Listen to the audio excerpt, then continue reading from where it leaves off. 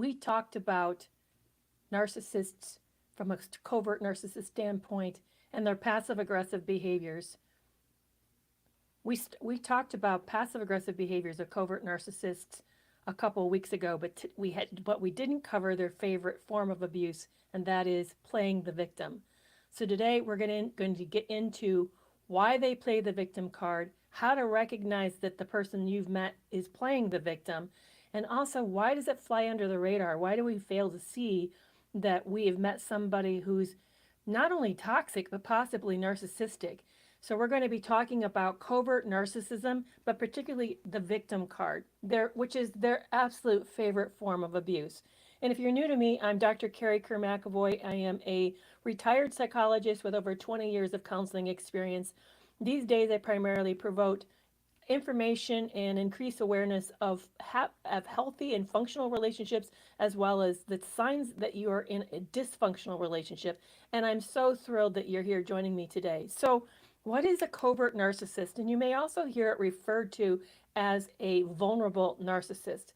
And what that is, it's really the inverse. It's the opposite of the overt, the braggart, the narcissist that you meet that's in the life of the party, who's standing in the center of the room, sort of like saying, look at me, look at me.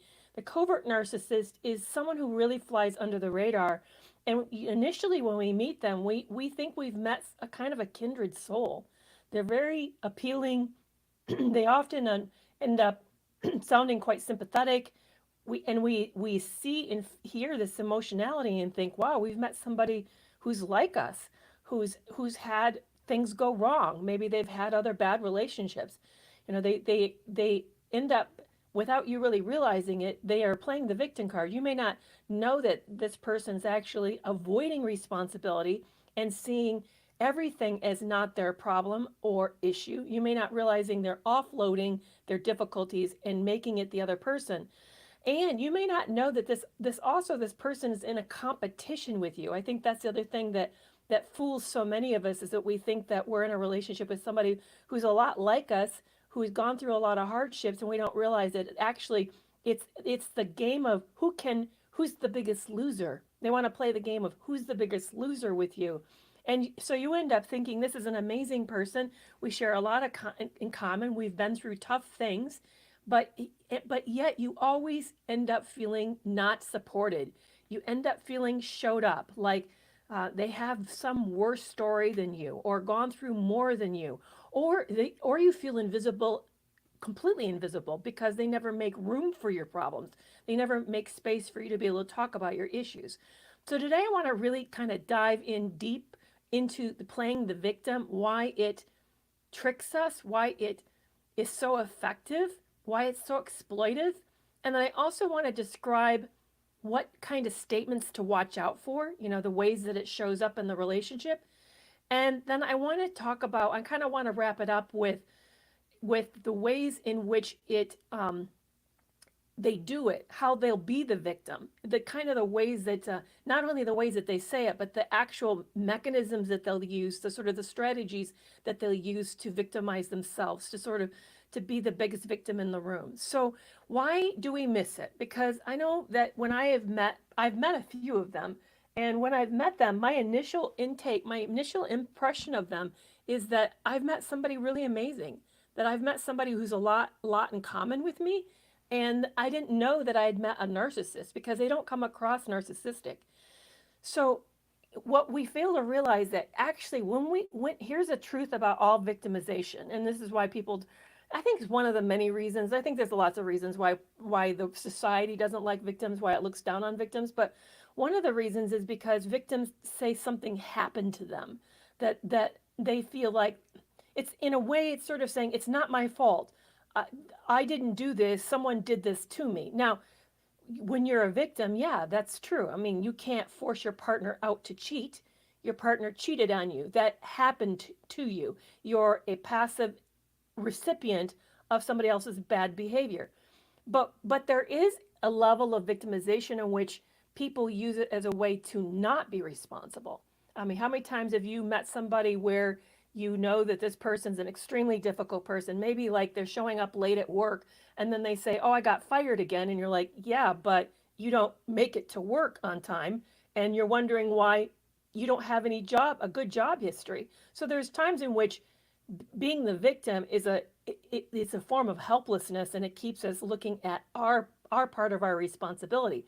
So when we look at this, yeah, Leanne, when you ask for them personal advice, they always tell you on what benefits them. I agree with you. They do that. They really they hide their intentionality behind how it benefits from. And even when you ask for advice, it'll always show up in a way that it shows them up at your expense. That's how you kind of know that you're with a toxic person, is when you're all said and done, you regret asking because now you feel worse than ever. You don't come out feeling supported, you feel really stupid. So yeah, thank you for that. That's a great point. So playing the victim is a really great way to kind of hide from skirt responsibility. It also hides their true intentions, and that is that they want to be the center of attention. We often mistaken victimization as nothing that anybody would ever want. Why would you want to emphasize that? What's the benefit to that? But the benefit of it is that not only does it avoid responsibility, but it also makes it conceals your intentions. It's a concealed form of supply. So you don't recognize that this person's doing this so that everybody looks at them constantly. I know somebody there's always something wrong with this person. I mean, they go literally from illness to illness to illness. And every illness, you'd think this was the life or death one, sort of like the boy who cried wolf. You're constantly hearing about something new, and you end up getting all invested because they sound really awful. And I'm not saying some of them are not absolutely real or not absolutely painful, but what I noticed over a period of time was that it constantly kept the spotlight on this individual, that they were the one who's sort of, you couldn't even bring up that you had a cold or a flu because, goodness, that's just cruel in light of what they're going through. It felt like you were somehow making light of what they're experiencing. And I started to realize that this was a form of supply for this person. I mean, especially when you start seeing social media posts about the special diet they now have to be on, or the way in which now they can't enjoy the things they used to enjoy. You start to see all these ways in which they're drawing attention to themselves around this as a way to exploit the opportunity for it. So one of the ways that playing the victim gets missed is that, I mean, how do you go up to somebody like that and say, you know what? I'm not for sure you're really all that sick. And it's always some new sickness, by the way. In fact, here's another thing that I actually heard. I know somebody this happened to. They actually met and married somebody who supposedly had a form of cancer.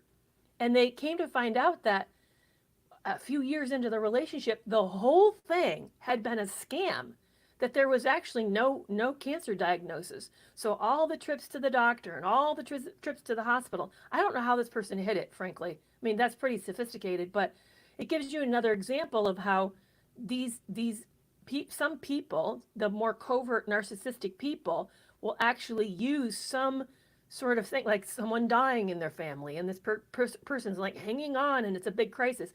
And it's sad because they're real people who have real crises, who need real help and real intention and us to be involved. And what's hard is that you don't want to approach every person and say, oh yeah, I've heard this one before. Sure, you say that, and disbelieve them. You want to be able to kind of show up for people and be able to be legitimately involved and invested in you. But it does make you suspicious because you end up worried, what degree is this, are you being taken advantage of? How do you know real conditions of crises versus those who are just being faked and look that way? Oh, thank you so much, Jessica.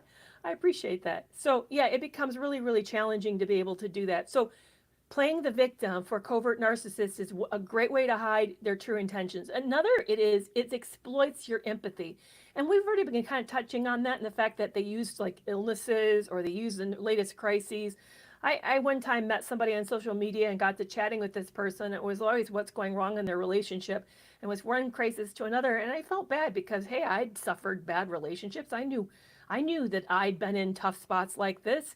And it wasn't until I got on a phone call with this person and they consumed 45 minutes of my time going on and on about everything I already knew because we'd already chatted about it. And then they said to me, so how are you doing? And I brought up my issue. And the minute I did, they say, well, let me tell you about that. And I could feel the one-upmanship, kick in. And I thought, oh no, I know what this is. This is a person who just saw me as a really kind person who then wants me to be there and be a listener and gonna never ending provide all sorts of support. So be really careful when you meet somebody who's looking for you to be empathic and sympathetic. Again, I feel really hesitant saying this because there are people in real crisis.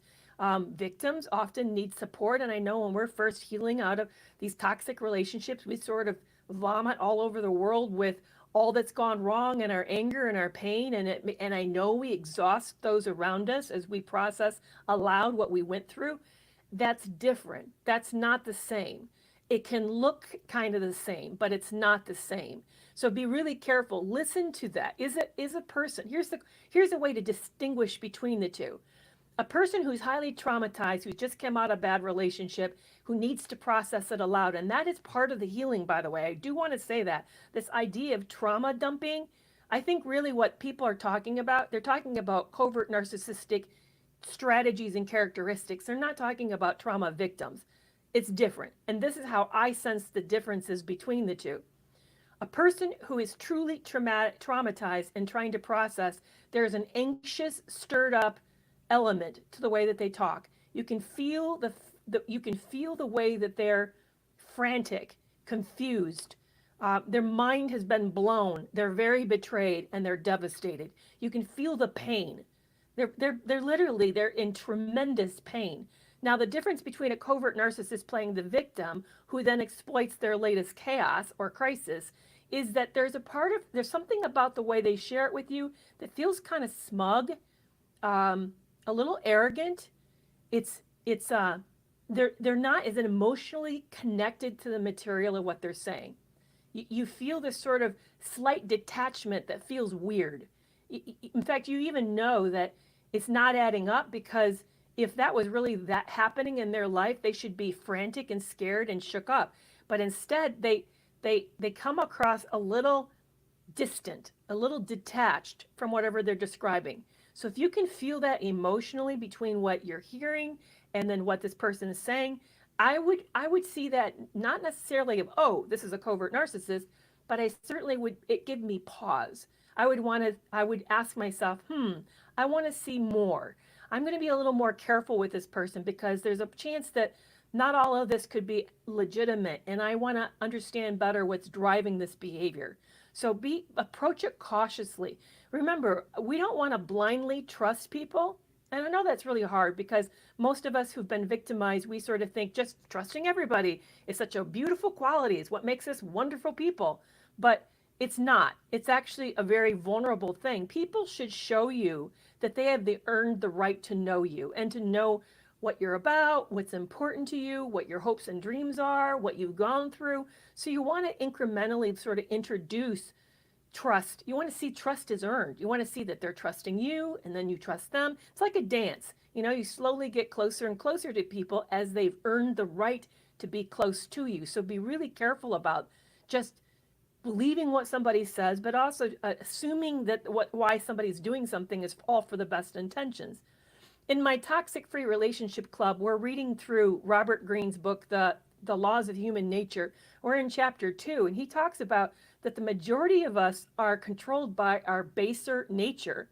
We're controlled by irrational impulses, big needs. We don't really process a whole lot and rationalize and understand what's driving us and have control over it. You have to assume that when you go into these relationships that you may have met somebody, because majority of them, this is true, that this is a person who's operating more out of their emotional self, their more instinctual self, rather than a irrational self.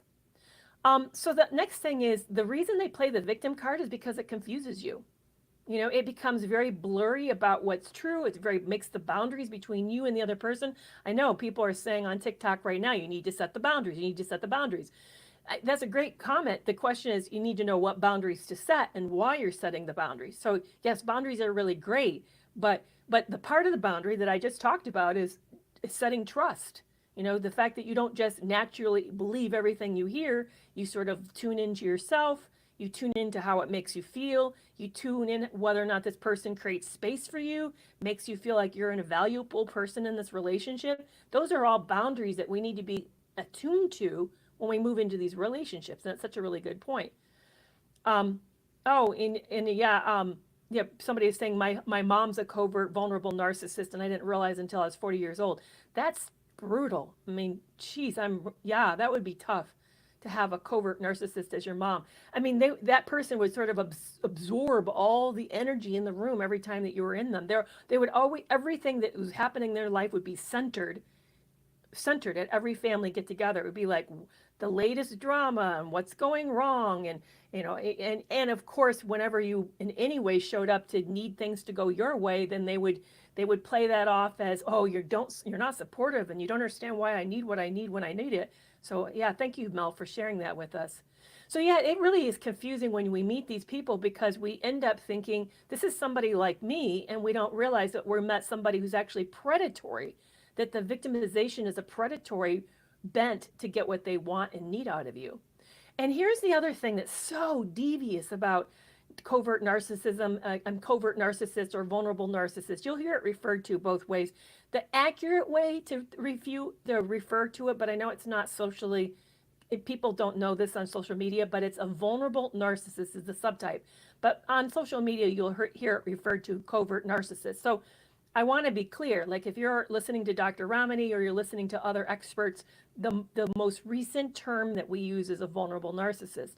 But they use this as a way to build a strong alliance with you. Because of that sympathy and the fact that you empathically care about what happens in other people's lives, then you get invested in their life and you start to have a strong sense of connection to this person. That person I shared with you that was chronically sick, I remember, and I was going through a pretty rough period of my life at the time, is that I remember being so concerned about this individual that I spent a lot of my free time and my space in my head fretting about what's happening. I ended up going to doctor visits with this person and prioritizing them over my own relationship, my own family. I mean, I started centering this person because I became so invested in what was happening to them. So be very, very careful, because this victimization creates the sympathy you feel creates an alliance. Then you start to feel like you care about them and you don't want them to go through bad things. It's very, very toxic. Then the other thing it is that it also plays on your self-doubt. They find where you're this is really hard to explain, but they find where you're vulnerable, and because of this vulnerability, they then kind of capitalize on it and emphasize it and make you feel even more doubtful of yourself. As an autistic person, I sometimes struggle with social cues. And this individual that I've been referring to started to instruct me on how I would say goodbye or how often I texted. So here I am already kind of insecure in general about how I was managing relationships, kind of because of old history for me. And this person was like wedging in on that self-doubt and making me feel even more insecure about those ways. So they'll take something about you, a vulnerability, something that they've either devised about you, or maybe based on what you said, and then they'll sort of build on it to increase vulnerability, so that you become more dependent on them. You start to look to them for validation and support around this issue, which is really diabolical. I mean, that's how horrible, to take something you're feeling kind of shaky on. Oh, Tina Marie, I'm so glad that you're here for the first time. Thank you for joining. Yeah, to take something that you're vulnerable about and then emphasize it so that it increases your vulnerability, so that then they could come in as the rescuer to teach you more about why you need them and how to do it better. I started getting instructions on how to leave, how to say goodbye. Like, really? I mean, I look back and I think, why did I even allow that? I feel really embarrassed even sharing that with you.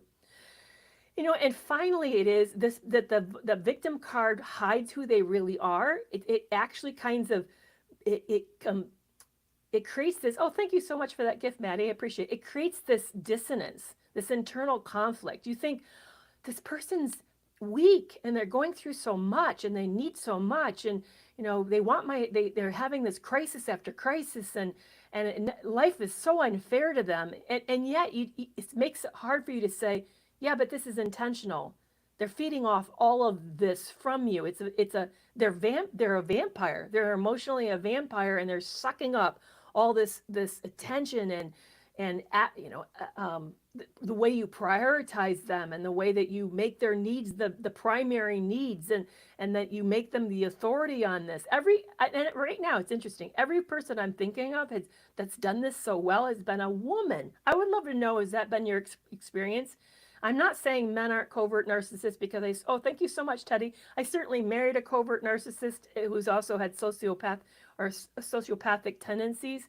And he was, oh man, if you read Love You More, my story, you know that he was very, very covert in how he abused me. But the women who've done it, and thank you so much, Chris. The women who've done it to me it's been horrific, because they were friends.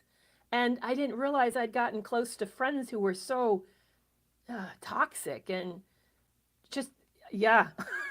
In some ways, and I have not said this aloud, so but this is, in some ways, a toxic friendship, I think, set me up for that marriage. Oh, that is the prettiest gift. I have never seen that, Maddie. Thank you.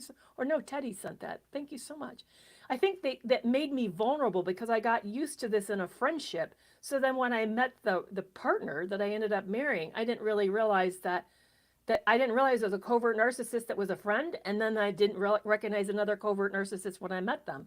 So be really careful about that, because they can make you get used to this, and then you can follow up with other relationships.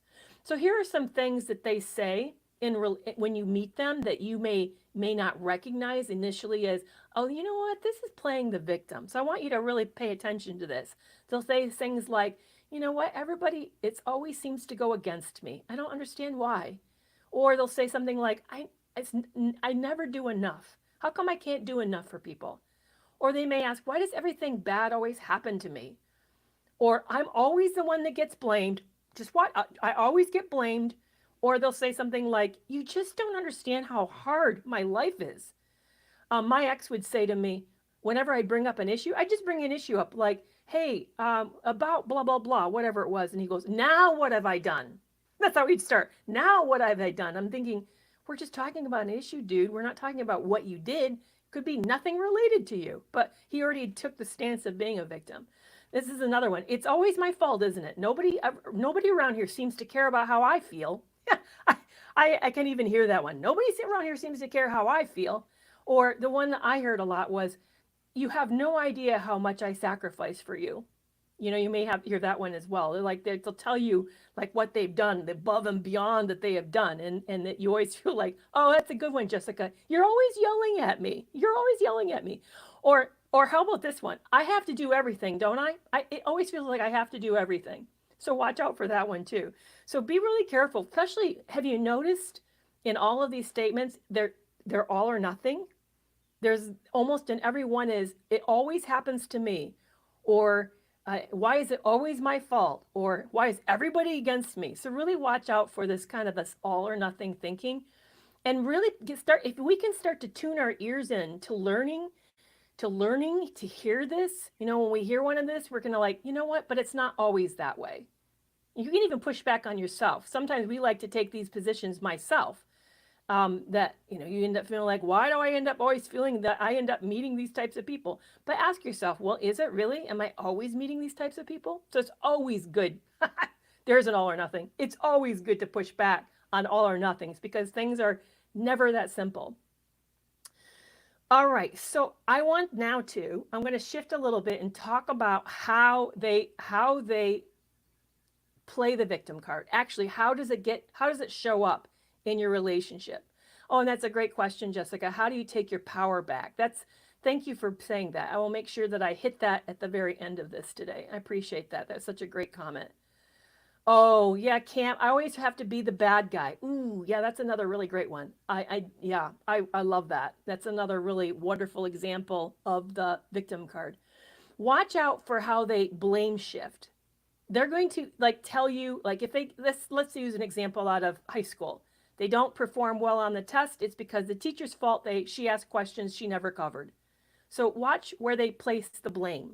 They'll place it outside of themselves. They won't place it within themselves. They won't say, I just didn't study. I wasn't in the mood. I just didn't want to. Or, how I always procrastinate. I procrastinated again. They won't do that.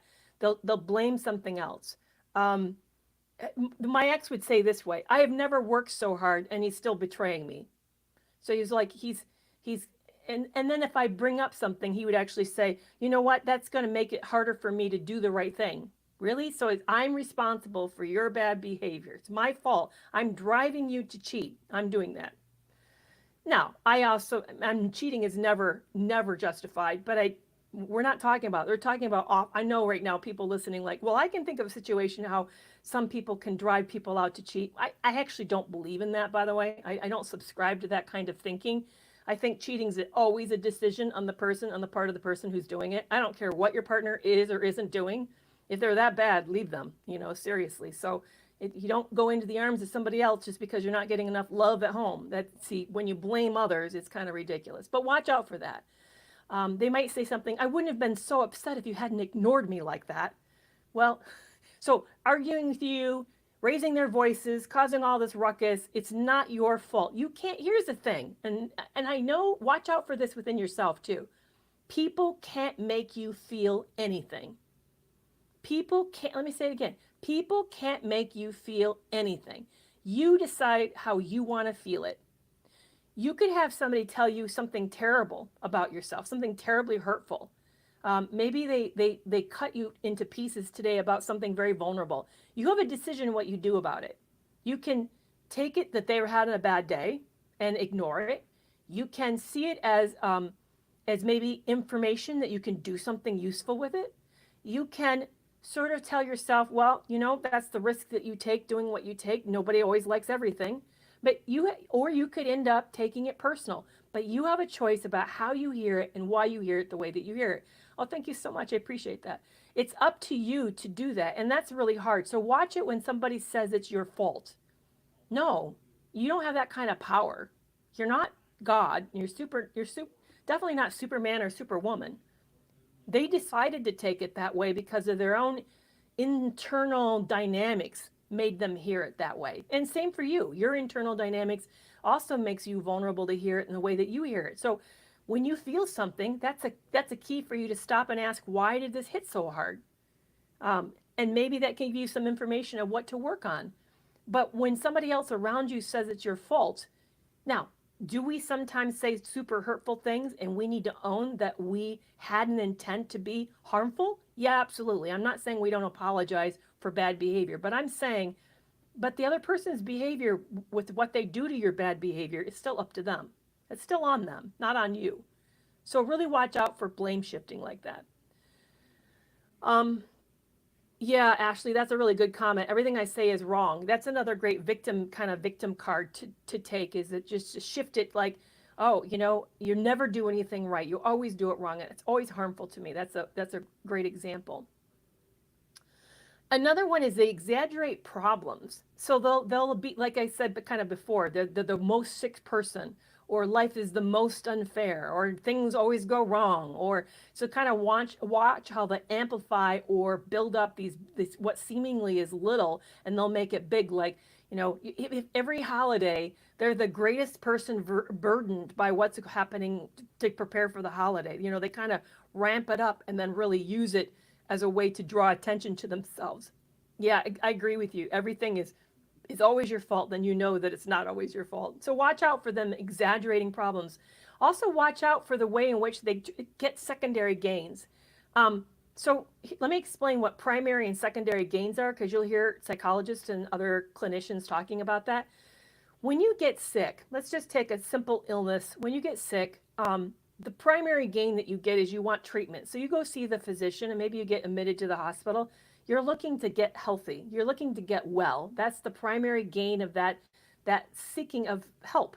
But you also get secondary gains by that. Not things that you may not intend to get, but you still get. You may get suddenly people's concerns. Maybe you also get out of work.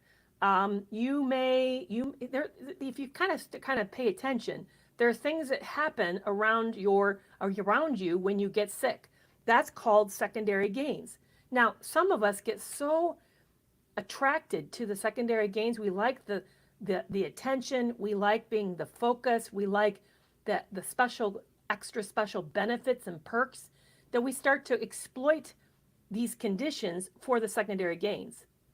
So you may end up somebody who you may sometimes we see this with kids. They had something really bad happen to them, and then next thing you know, they'll come in and they'll come acting like they're limping, like there's something wrong with their knee.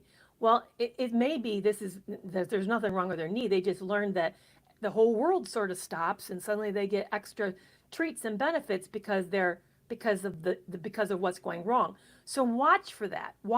Ask yourself. Let's take for example. One of the things my ex did, and I heard other people share about this, is that he would come and take me out to shop, do the special treat of the Sunday shopping. And I realized that the secondary gains he was getting is that I would overlook whatever bad thing he'd done for the weekend. He was trying to sweeten me up so that I'd be less upset about him doing not good things that's harmful to the relationship. So ask yourself, why might this person be doing what they're doing? What might they be getting out of this by sharing this trauma or sharing this story or getting me involved with whatever's happening in their life? How might this somehow benefit them in a manipulative way? Now, again, there are real people with real tragedies. And if you guys know my story, you know that I've experienced some pretty significant losses and hardships in my life. I lost my first husband to cancer, and my oldest son battled leukemia. I certainly have been in positions of huge trauma and huge tragedies, and I certainly have had a lot of people have stepped up and showed me incredible mercy and support and help. So I know that there are real situations that need true involvement, and so I'm not talking about that. I'm talking about ones in which where it's you feel like you go from drama to drama to drama to drama. It's always a crisis, and that you start to realize they're feeding off the crisis. So pay attention to that, because that's what I'm talking about. They also do this to avoid responsibility by being the victim. It's very hard to say to somebody who says, I'm super sick, or it always goes wrong, or why does life always seem to be unfair to me, or I can't get out of my situation. It's very hard for us to then to say to them, well, why don't you take these steps? Or have you tried this? Because then they'll look at you and say, you're so unsupportive. How come you don't realize that I'm on my last gasp here? Why are you putting this on me? Or I can't believe you expect me when I have my back aching so much today and you want me to help out with the dishes, even though you've been alone with the kids all day and you're completely exhausted and tapped out. And by the way, that back problem is always a perpetual problem, but not on golf day. It doesn't show up on golf day. When you start to see that kind of weird hit and miss of the behaviors, and it seems to a great way for them to avoid certain things, that tells you this person's using their victim role as a way to avoid responsibility. And here's another one. This is another one hard one to see, is they twist the story, and they're always the wronged party. And you know what? When you start to find out more of what went on behind the scene, you start to realize they omitted key details, or they misinterpreted the situation. Like, for example, how many times have you guys know that this person deliberately came in with a surly mood? It started things off right away bad. It snapped at you, and then the kids start hitting at you, and you snapped at them, and they're like, why are you always yelling at me? And you're like, yeah, but dude, or but woman, you're the one who walked in and you hit me first, psychologically, not literally, but you'll see that they sort of like left out the part that they had something to do with it. They make it you had something to do with it. It was all you. They did nothing to start this. It was all you. Here's the one that I heard. I heard this way. I never had this problem until I met you. Really? No, you didn't. In fact, by the way, how many marriages have you had before? No, I'm not the first person you've had a problem with. I'm one of the many people you've had a problem with. So watch, this is what I got on my first date. He told me why every marriage failed, and it was always on the part of the partner.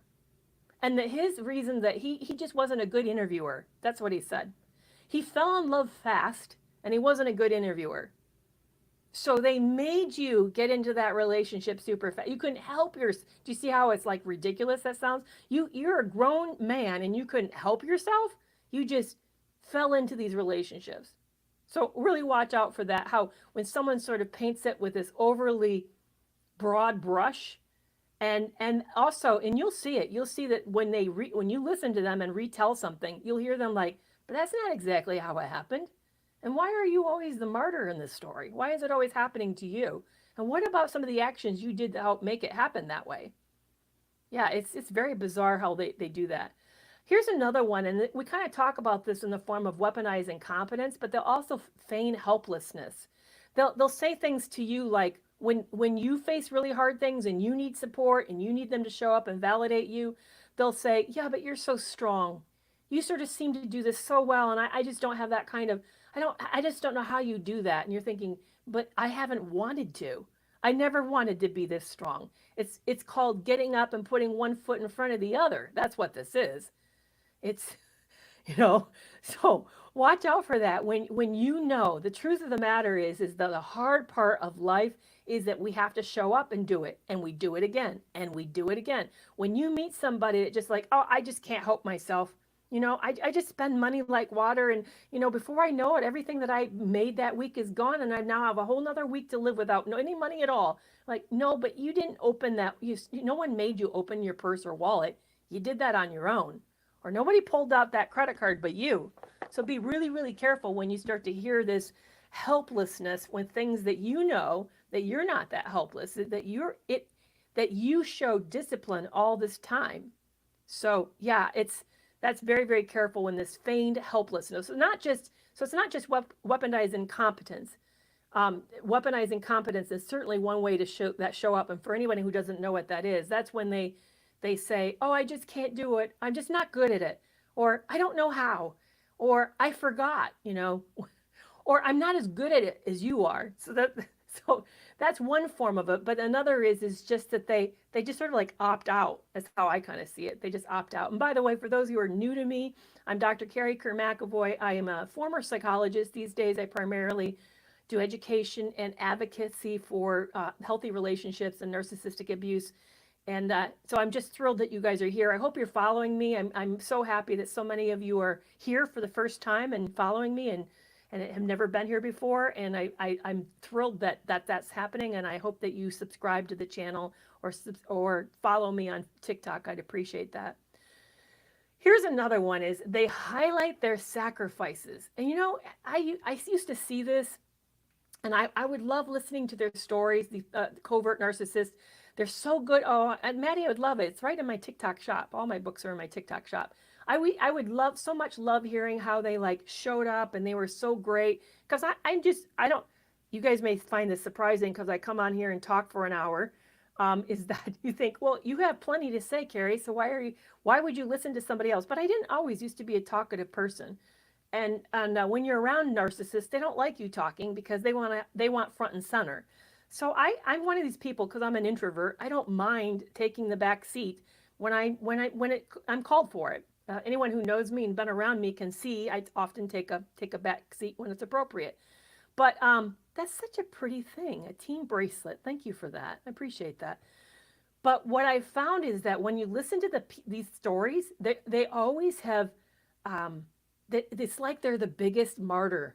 They have they've gone through the hardest thing and they sacrifice so much. And you think, yeah, but we all have. All of us get up, we go to work, we support those that love us, we raise our kids, we show control around what we're doing. I mean, we deal with really hard things that happen to us because everybody has losses and hardships. Nobody's going to get out of this life alive. So today, in fact, and it's going to make me teary telling you, today is the second anniversary of my sister's death. She died suddenly 2 years ago from pneumonia with complications from multiple sclerosis, and she passed away on June 4th of 2022. And I miss the hell out of her. She was my best friend. She was my biggest cheerleader. And we all go through stuff like that. You've had losses. I have had losses. So all of us have gone through super hard things. But when you hear somebody that has to be always centered, their losses has to be the biggest loss. Their struggles is the only struggle. When you start to hear somebody kind of emphasizes that, then you know somebody that they need, this is supply. We think of often that love bombing and all of this like adoration and admiration and is a form of supply, but it's not the only form of supply. Sometimes them being the biggest loser in the room is the form of supply. Oh, and thank you guys so much for your condolences today. I really appreciate that. I'm actually doing pretty well for the most part. I know she's in a better place. My sister was in so much pain. I can't really wish her back because I wouldn't want her to suffer. That would be terrible to have her suffer. So watch out, but watch out for somebody who kind of emphasizes their struggle. And also, and I've mentioned this before, so here's another really key one.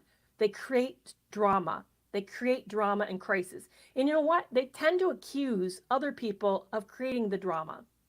And this is what I hate in drama. This is why I hate it, seeing this in a dating profile. I'm not on dating sites right now, but I have been. And when you see someone no drama, they're already, think of it this way. Somebody who says no drama is already creating drama.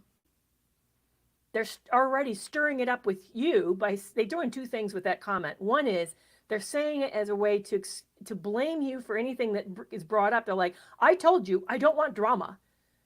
No, you're setting a precedent that I can't ever disagree with you. That's what you're doing. You're already putting me into a pretty sophisticated box where I'm not allowed to create in any kind of conflict. I'm not allowed to disagree or have issues with you. So you're boxing me in, so that can't happen. But the other thing that you're doing is you're already making me into a position to me to react to that is creating drama. So you're creating the drama by setting the precedent. You've created a trigger, and the trigger is a reaction, which is creating the drama. So watch out for that. So because that's what they're doing. It's a way to stir things up with you, and they haven't even met you. So whenever I see that, for me, that's a left, swipe left. No, thank you. I'm not interested. So be really careful when someone who sort of does that. But I remember back in the day when I was seeing patients, and I would notice that some of my clients, they would literally, the minute one crisis calmed down, there'd be some new crisis that happened, and they would move from crisis and I realized this person is driving off the crisis, that the crisis, the drama or the crisis is a form of supply.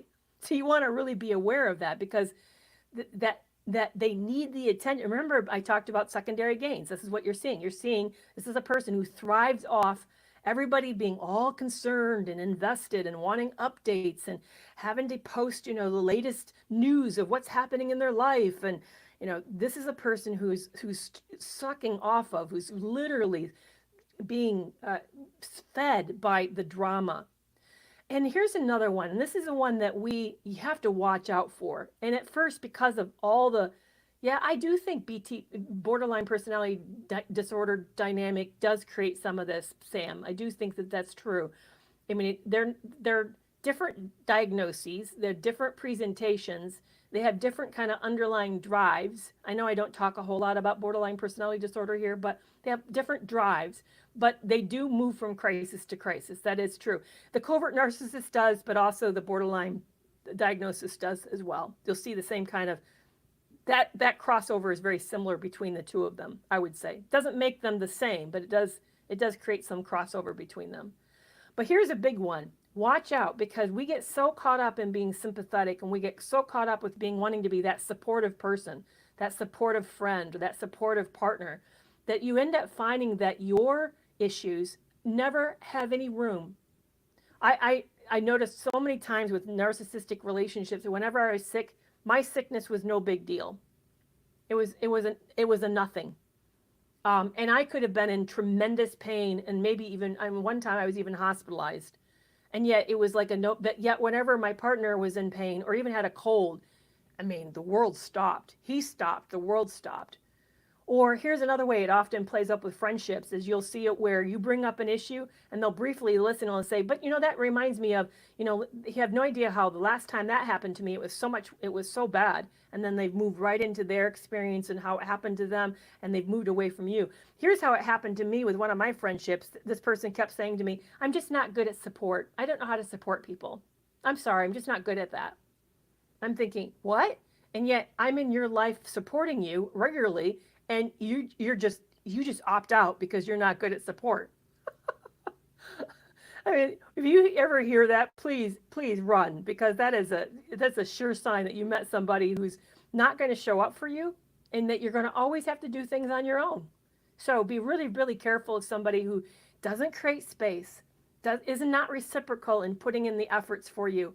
Or here's another one, is that you have a trauma in your life, and then they emphasize how bad it is for them to have to be there for you, how much it's costing them to be your friend. No, you don't have to be your friend during this. You didn't ask for that. And it's about you. It's not about them, it's about you. So watch when someone sort of diverts the attention off of you and what's going on in your life and makes it about the way it's affecting them and how hard it is. I heard, oh, it's costing me so much family time, your crisis in your marriage, the fact that your husband's sick with cancer, it's costing me so much time with my own family. I'm thinking, but I'm not asking you to be with me at the expense of your own family. I'm not. That's your decision, and that's on you. You can decide to go home. I can survive without you being around. So really pay attention to that when this happens on a consistent basis. And here's another one, is that they will use emotions to manipulate. They will use their outbursts. They will be tearful. They will go into this massive withdrawal, and they'll do this in a big way of like saying, that they're so broken up and everything is so hard, and they can't believe that you're not more sympathetic and that you're not showing up and helping them, and or here's another way it happens so many of us in these relationships is we go to try to break up with somebody, and then we hear these threats of they're not going to be able to make it on their own without you. They have to have you. I mean, they may have just cheated on you or done some other massive betrayal, but God forbid you take care of yourself and take steps to protect yourself better, because now there's no purpose for them to live. No, that's exactly. The door is always there. Exactly. I agree. And both of you have the key to leave. You're not keeping them there. And you're also not the one that's keeping them alive either. That's not on you. Please never make somebody feel like you have to stay, that their health depends on it. Their very life depends on it. That's too much pressure. Nobody, short of once you're no longer a child, nobody sits there and can make somebody decide to stay or leave. That's their decision. Somebody puts you in that kind of bind, I'd highly recommend that, especially if they're really acting serious about it, call for emergency support. Call for help, or drive them to the nearest ER and have them evaluated. Or if you're near a psychiatric center, have them evaluated there. Show them that you're not going to sacrifice your life for them, that you know where the help is. The help is out there, not in you capitulating to their blackmail, the emotional blackmail, as a way to keep you connected and hooked in this relationship. So here, that was a big discussion on. I know that before I've talked about passive aggressiveness, and so if you'd like to hear it, there's a link on YouTube where you can go and watch that again. It's the biggest mind games that they play. But this one's on victimization, how they use the victim card. And this is the most pivotal thing that they will do. The way to recognize a covert narcissist is by their use of the victimization. It really is a super huge card. It's what they lead with. Everything else comes off of this, because just like the overt narcissist needs to be the biggest hero in the room, the covert narcissist wants to be the biggest victim in the room. So you're going to see them really use this as a way for supply, and they'll do all the rest. They'll fast track the relationship. They'll tell you very tragic things way too soon. They make you feel like you're trusted in a unique way. And even friends will do this. They'll make you feel like you're really trusted, like you're something extra special, like they've never met anyone just like you. I mean, you'll see the same kind of hallmark patterns of a trauma bond building. You'll see that, but in the inverse. Instead of it being about biggest display of love, see it as the biggest play for sympathy. Instead of the biggest you're so special, and I've never loved somebody like you. See it as, oh, you're so special. I've never met anybody who cares as much as you do. So see the inverse of it. That's what we've got to really watch out for. You'll see it instead of them being so over top gestures of support, they'll say like they've never cared for any friend like you have, or they've never had anybody who's like shows so much concern as you have. So really watch for that. I do agree. The ends always justifies the mean, always with them. So be very, very careful. So I've got about 10 minutes left before I have to wrap up today. I know I've been trying to watch your messages without losing track of where I'm in with what I wanted to present. But so what kind of questions do you guys have for me today before we end this live? And for those who don't know, I always go live Tuesdays at 4 p.m. Central Standard Time. So I would be happy to see you. And I'm going to try now in the future, always, I know I promote it on Facebook and YouTube, so you always know what it's about the following week. I usually post it like Wednesday or Thursday, but I'm now trying to make these events on TikTok so you guys can find it and know what's coming up on TikTok as well. So yeah, they make a whole life of examples. They do. I find it difficult to believe I was hoodwinked. Was it really the only one big fat lie from the get-go? You know, that's a great point you're bringing up, happy healing with Luke. Not everybody is not every relationship is a con. If you know Love You More, my story was a con. True blue con from the get-go. I missed the early signs that this person was looking for a widow with life insurance. He told me from the first day he was researching widows. I just took it as, oh, he cares about me and he wants to understand my problems. I didn't realize that he was revealing he had targeted a group. So yes, there are predatory people like that. But I also want to say, happy healing with Luke, that not everybody is super predatory. There are covert narcissists and other types of forms of narcissists who truly believe that there is a perfect relationship. And that when they meet you, they sort of idealized you thinking that you're going to be that perfect partner or that perfect friend or that perfect, in-law or whatever the role is that they've cast you in. They're sort of like they've made you into this ideal caricature of everything. So here's what you should watch out for. Watch out for the degree that you are on a pedestal.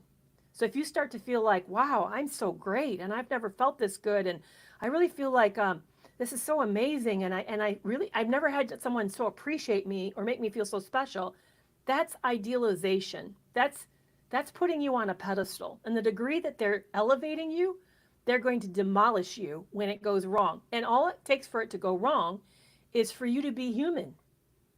You may not even know what you've done wrong. It may be something as innocent as just forgetting to say something in the right moment and suddenly, oh man, you never understood and you're so seriously, if you ever listened to Lee Hammock, Mental Healness, he talks about how it could be just a look or maybe an outfit you wore that day. It doesn't take a whole lot to demolish that idealization. So be very, very careful about that.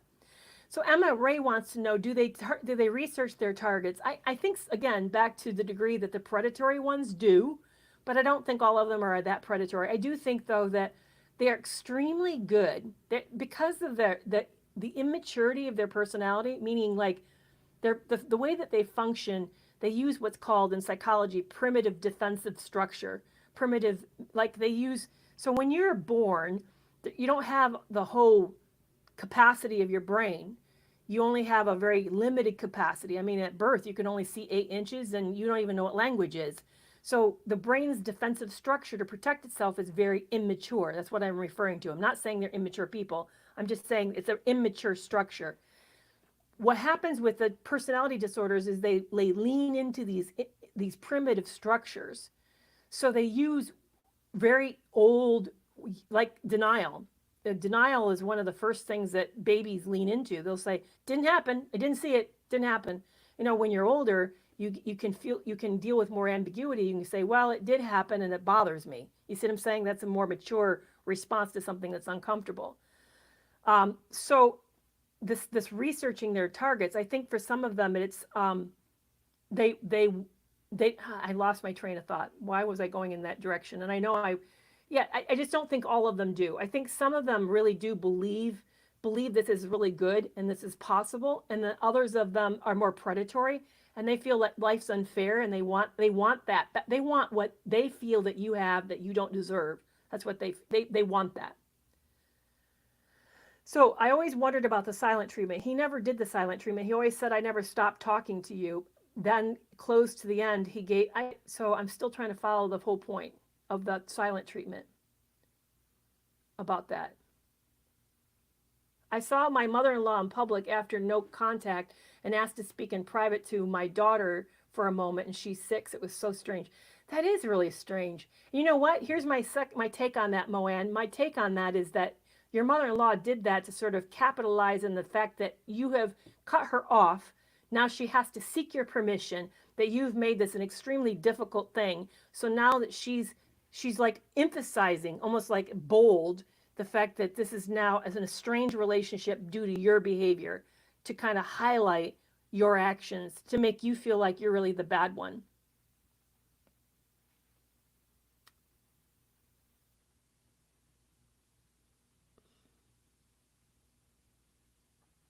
So I'm trying to follow the thread here, Kate, about, it looks like there's a big thread going on. Yeah, Maddie, if you'd like to learn more about my group, please, there's a link in my bio to it. And you also can email me at hello@kerrymcavoyphd.com. So that's how you can find out about it. And there's a couple levels to it. And I'm always make it accessible to anybody who's interested. I never want money to be an issue. Yeah, I see that it's about your question, Malika, but I haven't seen the questions. Okay. Will narcissistic behavior ever be illegal or guilty in a courtroom? Ooh, that's a big question, and I've got 5 minutes. So I'll see how well I can answer it in 5 minutes. I don't know if you guys lost me there for a second, because it asks me, to confirm that I've been on for almost an hour. It's reasons narcissists perform so well in the courtroom is because they are very confident. There's an exaggeration of their confidence. They make incredible first good impressions, and as a result of it, they present well. And they're also not the one who's been traumatized, because it's their behavior that's traumatizing you. So because of that, they come in collected, and we come in broken and devastated and really pretty broken into pieces. It plays better in court. That rational, that calm, cool confidence plays so much better. And remember, I said how they exaggerate and omit stuff. They do lies by omission. As a result, they twist the picture to present it in the best way for them. And they do it in a way that really sounds compelling. So it comes off making them look super good. So yes, it's hard to make the stuff stick to them. It really does. It's one of the challenges that people who are divorcing a narcissist really face. It's hard for judges to see through it, because remember, they're looking for it. To them, it feels like a he said or she said or they said situation, and they're looking for the more credible sounding person. And when you come in collected, confident, and you've twisted it to present it in a way that sounds good for you, and the other person is so distressed and sort of all over the place because of cognitive dissonance, they come off sounding better. I'm about ready to review Bill Eddy's new book. Bill Eddy, who wrote Biff, Brief, Informative, Factual, and Friendly. He wrote a new book that I'm preparing to, he's coming out. I don't know if this is released yet. This may be a pre-release, but he has a new one called Our New World of Adult Bullies, How to Spot Them, How to Stop Them. So I'm really excited. I'm going to be interviewing him on an updated podcast of Breaking Free from Narcissistic Abuse. But it is really tricky how they do that. It takes us having to play the game harder and better than them, unfortunately. I really do think that. And it's hard when so that's why I think for us, before we step into a court, we need to do a lot of hard work to heal. And somebody asked me, is healing from narcissistic abuse possible? Absolutely. I truly believe it's possible. I wouldn't be doing what I'm doing if I didn't believe it. And I'm here with you talking about this. And am I completely healed? No, but I feel like I'm definitely not where I was when I first stepped out of that relationship. Not at all. And in fact, there's a new group coaching program that's going to be opening up in August and September. So if you're looking for direct one-on-one help in a group support program where it's live with Lisa, Sunny, and myself, Healing Strong is now available, and we're taking signups for August 22nd or for September 5th. And it's 12 weeks of working with us through the obstacles. And I would highly recommend that you guys check that out if you're looking for help with healing. Can a narcissist change? That question, I saw that pop up earlier. Somebody was asking, are they born or made? They are. The link, Chris, for that club or that program is, you'll see it. If you're interested in a future group, just click on that for now and fill it out, because I forgot before I went live to put that link live. So, or Chris, you could email me directly at hello@KerryMcAvoy.PhD. I'm going to try to follow you right now, see if I can do that, and see if I can then, so I can contact you. It won't let me do that. There we go. So Chris, I'm following you now. So I'm going to look for you afterwards. Classy Coronado, that's a cool name. So I will try to look for you. So where does the entitlement come from? The name of the bully book is called, I don't know if this has been published yet, guys. This may be a pre-release. It's called Our New World of Adult Bullies. Our New World of Adult Bullies. And it's written by Bill Eddy. I don't know if you guys can see it. It's written by Bill Eddy, Eddy. And I will be interviewing Bill Eddy on a future podcast. I'm super, super, super excited. Bill Eddy. So I think I think this book comes out tomorrow. I think his book is being released tomorrow. So it may not be on Amazon yet today. But back to the question of narcissists are a biosocial problem. I think it's a genetic weakness that has environmental triggers. I think it's a combination of both. Please hear me. I want to really dispel this bias. This is not based on trauma. Narcissists are not formed on trauma. I know that's very popular for us to think about that way. I'm not saying they're not traumatized or they've not been in traumatizing situations. 80% of the United States has had, based on Dr. Vanderkolk, I got to hear him directly say this, have experienced a serious trauma. This is not the reason that narcissists are the way that they are, because if that was true and you've experienced trauma, then you would be narcissistic as well. Are you? Are you more narcissistic as a result of that? No. This is not based on trauma. It's a biosocial problem. Why are they entitled? Because they feel like life's been unfair, and to them it's a dog-eat-dog world and that zero-sum game.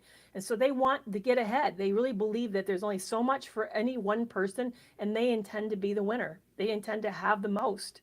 So I actually have heard them say this. People have actually said this to me, where it's like, well, life's never been unfair. Why should it be fair to you? Like, life's never been fair to me. Why should it be fair to you? Or it's unfair that you got ahead, and then they kind of dismiss all the hard sacrifices and all the years of studying and all of that, all the decisions that I have made. It's a genetic and a nurture. It's both. It's a genetic and a nurture problem, but it's primarily, I think, initially it's genetic, and then there's a nurturing problem that happens. So in other words, and I'm not saying that moms are the fault or the dads are the fault, although they have found a connection between narcissists and an overindulging family. So if their child's being centered as the sort of the prince of the situation and everything goes this person's way and they never have to wait and learn to delay impulses, you're increasing the vulnerability this person may become narcissistic as a result of it. So yeah, help me out here. Dr. Sam Vanknan says the narcissist can be borderline and they have to have a borderline to be a narcissist, but not all borderlines are narcissistic. Please give me your viewpoint. Whew, that's a big one. I don't have time to get into this completely, but I was trained on a developmental theory of psychology, meaning that I looked at things, how we develop as a human being psychologically. Initially, a baby is born and they don't have a sense of themselves being a separate person from their parent. They see themselves as part of the mother. So it's called a mother-baby dyad. The baby envisions itself as part of the mother unit. And it's very primitive how they sort of see the world. And the first initial awareness that they have, and this comes out of Masterson's work, is that mom can leave, and the abandonment creates a confusion and a fear, an incredible fear. But also parents can suffocate you and then take over and do things against your will. So that's called engulfment. So there's two primary concerns, twin fears, abandonment and engulfment, create what's called the borderline dynamic. So borderlines primarily are terribly afraid of being abandoned or subsumed by the other person, engulfed by the other person. Shortly after that stage becomes the period that Kohut talks about. Dr. Heinz Kohut out of Chicago did the research in the 1940s, where we have this dual need from the parents. We need to be seen as special and unique and one of a kind, and at the same time we need to be understood. Our emotional pain and our emotional experience need to have a very good understanding. And he believed that errors in that created a narcissistic dynamic. Now, we're realizing it's way more complex than that, much more complex than that. But because you can see how close these stages are developmentally, you can see how it can be confused with one another, that some people would say the borderline dynamic creates the narcissistic dynamic, which creates the borderline dynamic. I find it kind of difficult to really separate all of it, except to say that they're different and they have different drives. And I even think within each of these conditions that there are different problems. Like some borderline personality disorders have a terrible problem with regulation. It's really a difficulty stabilizing themselves emotionally. Some narcissistic individuals are driven by shame and they're trying to be shame avoidant. Other narcissists have very low conscience. You'll hear Dr. George Simon talk about that in his book, In Sheep's Clothing and Character Disturbances. He feels that some of them have no moral code. And so anything goes in their opinion. So you're going to find, if you go out into psychology, that we have all these theories, but we really don't have solid reasons of why we know what we have. We just sort of try to use the understanding that we have to understand it to the best that we can. And these are all theories. That's why they're called theories. So, hey, it is interesting. And Marty, you make a really good point. They behave the same, and it feels like the same playbook because it's out of the same worldview. It's out of the same perspective. That's why they behave the same. When you see the world in a certain way and similar to everybody else with that same disorder, then you're going to make the same behavior. So if the world's competitive, I see it sort of like they see the world like a tug of war with real winners and losers, and that somebody's going to like really lose. So as a result of that, they will then do whatever it takes to be the winner, and to them do whatever, literally whatever it takes to win. Well, our hour is up. I've gone over. This was really a great discussion. Next week we'll be talking about cognitive dissonance. Oh no, you're fine, Selah. Not at all. We'll be talking about cognitive dissonance. What is it? The 3 stages of it. Why it causes such paralysis. Why you struggle to leave. I know for me it was the most agonizing piece of my difficulty of leaving. It kept me stuck. I just couldn't move.